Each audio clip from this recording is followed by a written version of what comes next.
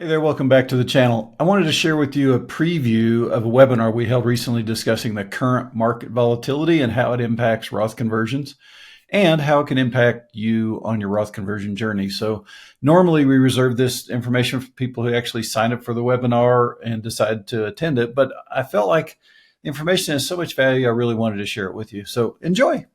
Well, hey there, welcome. My name's Craig Weir. Welcome to the webinar. With all of the uncertainty that's going on, we need to talk about several things, one of which is how you navigate Roth conversions during times like this. And that just kind of naturally trickles into a lot of other subjects that just kind of started rattling out of my brain of things that I think if I were in your shoes, I'd kind of want to know. And so that's what we're going to do today. And I've got a ton of information. I am going to give you a free resource at the end of our meeting today that you can use that really talks a lot about the investment part of what we're going to discuss today. You know, there's a lot of talk right now about the possibility of going into a recession. We've been through a few of those, and we know that they're ugly at the front end, but they kind of work themselves out. If we go into a recession, do you believe your investment portfolio should make any adjustments at all? You know, there's a lot of different investment philosophies out there. You got to pick yours and stick with it.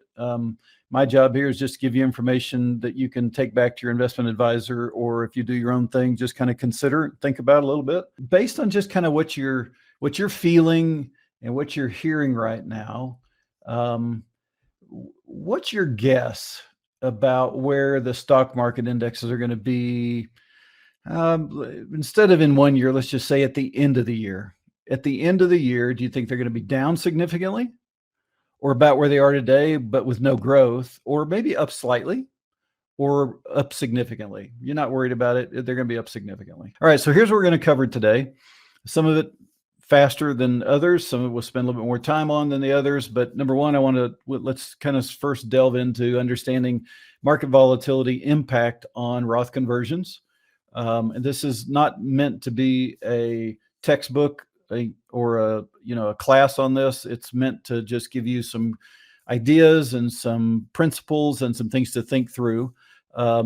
So we got this trade war that it looks like President Trump is gotten involved with, that we've got all these tariffs and things going on. So let's just talk about that and maybe what may happen next as a result of that. And I'll look back to history to kind of inform us a little bit.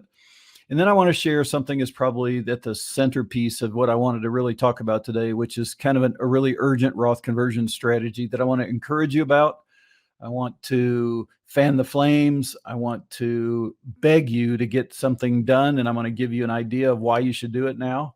And then the other one is that I want to talk about investor sector rotation during recession. So that's the notion that is this says, look, during different economic times, different asset classes, different sectors of the stock market perform differently than they do when we're in a growth phase, right?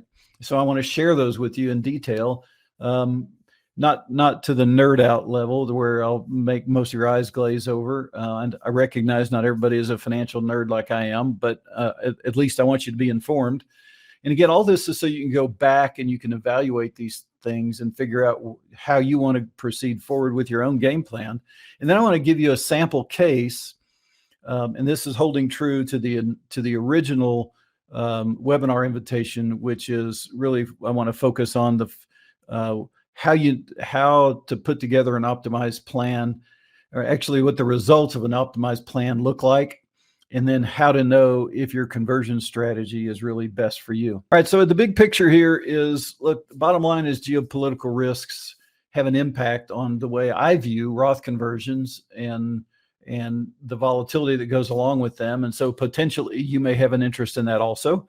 And those kind of can be broken down into, when we have a military conflict, what happens? When we have trade wars, what happens? And when there's just overall global instability, what happens? And some would argue we maybe have a little bit of all three of those going on, but very specifically right now, we're really dealing with the trade wars.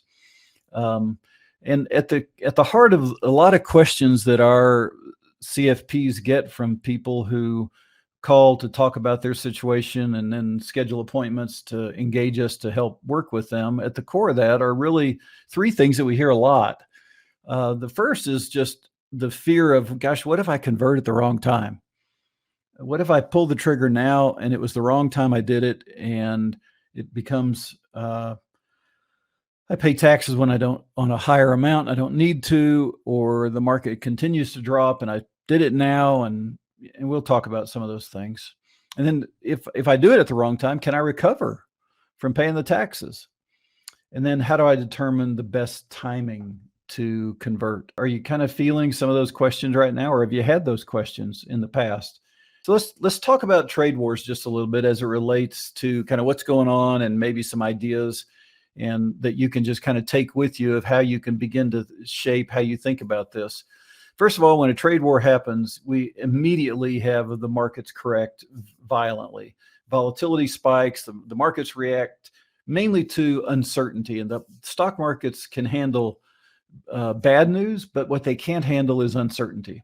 And that's why things just kind of tank. When I woke up this morning and started working on this presentation, the early indications were the market was going to bounce back up pretty significantly.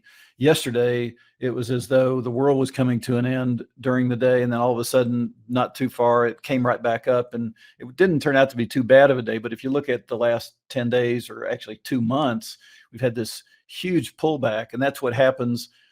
That's a direct result from some of the trade wars. So you get these broad market pullbacks and all the indices decline. As I started this today, as I began the live session of this today, we didn't really have much of an impact. We're up a little bit, but it wasn't like we had another down 5% day that we had to deal with. But we also know that not all investment sectors react the same way, which makes a wonderful case for why you diversify and why you have a diversified portfolio across a lot of different sectors. And I know a lot of investment themes and a lot of investment managers kind of manage based on that. And I agree with that. There's nothing wrong with that. I'm going to try to make the case for you to just consider that if we do have different economic times, you maybe want to overweight parts of your portfolio to not just kind of sit in the mud for a little bit. And that's certainly something you need to discuss with your spouse and with your investment advisor. But my job is just to help you to kind of get some sort of an idea of what we may be headed for, and you can kind of think through it. But remember back in 2018-19, we had the US-China trade war. What happened then was we had this initial sharp market drop that was all caused by fear. Well, we're probably down, I don't know the exact number, but somewhere around 15% as of last night. That's kind of a mild drop compared to other trade wars. But then what happens is escalations in the trade war back in 2018 and 19 triggered these major sell-offs, and then rallies, and then a sell-off, and then rallies again. And then back late 2019, the markets rebounded. And this is a graph that just shows what happened during 2018-19. So remember I said that you have this big sell-off, and then you have negotiations and positive news, and it comes back up, and then, oh no, they didn't quite agree on that, so down it goes. And then, oh yeah, I guess they're going to do it, it's up. And then maybe everybody just raises their hands up, say, no, this is going nowhere, and you got another drop. And that was about a 20% drop from peak to trough.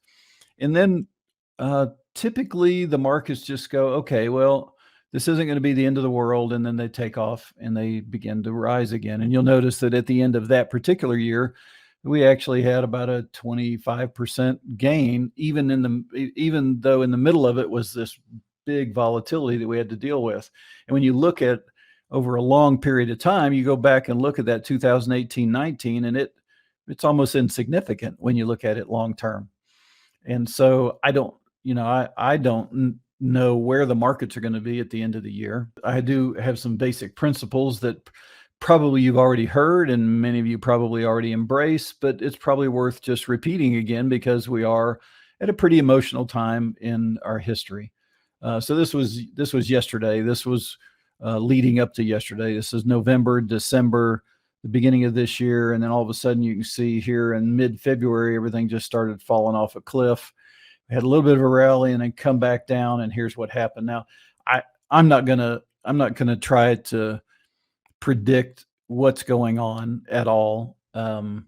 Other than the obvious is that we've had a big drop from, from the little over 600 on this particular ETF down to, I don't know, 485, 490, something like that.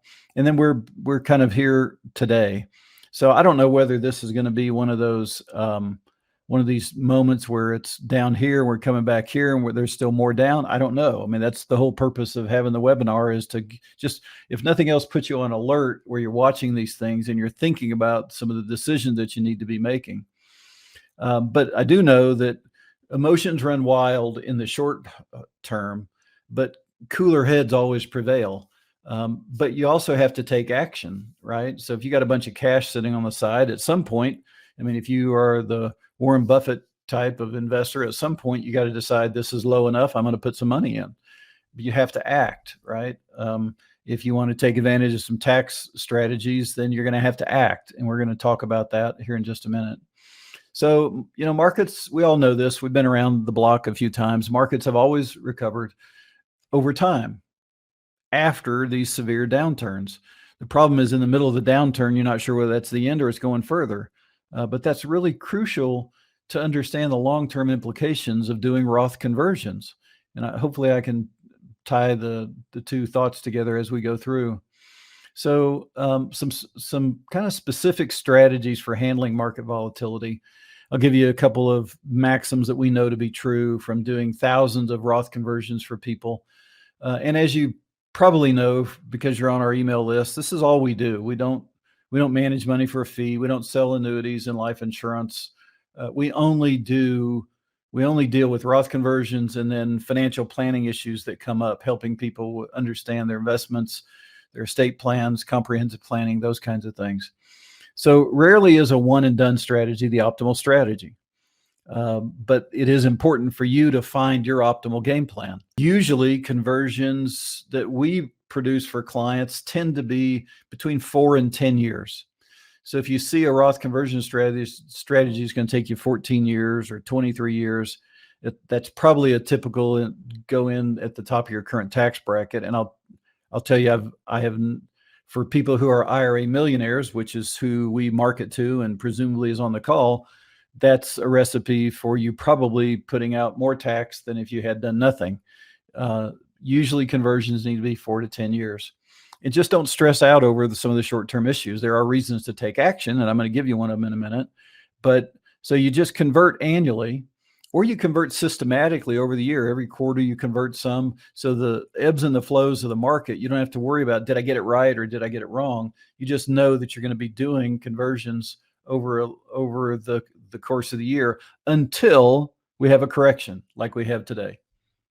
When we have a correction, it's time to make some decisions. It's time to say, ooh, this is good.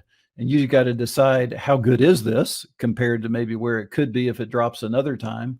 But in my opinion, a 15% drop, it normally happens once a year, but it's a good enough drop that my message today is, if you have not started your Roth conversion game plan, my strong recommendation to you is to get a plan very quickly and to get it done and get your conversions done, because it may be that this is one of the low parts of the year that you can save some money, and that becomes significant when in just the next slide or two, I want to show you why it can really be worth a lot of money to you to do it that way.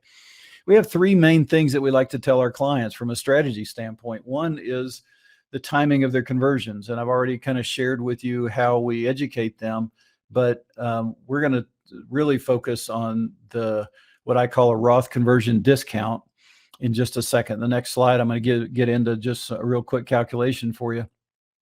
And then the other thing is, when it's really volatile, you want to stay informed. You want to be ready to decide if you want to adjust your portfolio and your investment strategies accordingly. And I'm going to give you some data that maybe will cause you to think about that a little bit and to discuss it with whoever does the investment management work. And if you're it and you are your advisor, then it's just food for thought for you to think about. And number three, have flexibility and develop that plan. So get a game plan, monitor it, and then maintain flexibility. When things like this happen, and we're at times like we are right now, it's a time really, it presents an opportunity that Statistically, it's not going to get a whole lot better. If it does get a lot better, then just do some more, right? So if you're serious about maximizing your retirement strategy and you're tired of leaving future money on the table with unnecessary taxes, we got two options for you. First, click the link below and watch our exclusive on-demand webinar. It's packed with a lot of actionable strategies that I'm going to share with you and real-world examples. It's going to help you maximize your own personal retirement strategy with a properly executed Roth conversion game plan. And if you're ready to take a step further, schedule a free strategy call with our team. We're going to walk you through how to apply the strategies to your unique situation, show you the exact steps to protect your wealth, minimize your tax burden, and we're going to set yourself up for long-term financial success. So whether you watch the webinar, book a call, or both, don't put off this one thing that's very important. Every day you delay could cost you thousands and thousands in additional income tax. So don't forget to like, subscribe, hit the bell so you don't miss our next deep dive on retirement tax planning. Take care. Have a great day.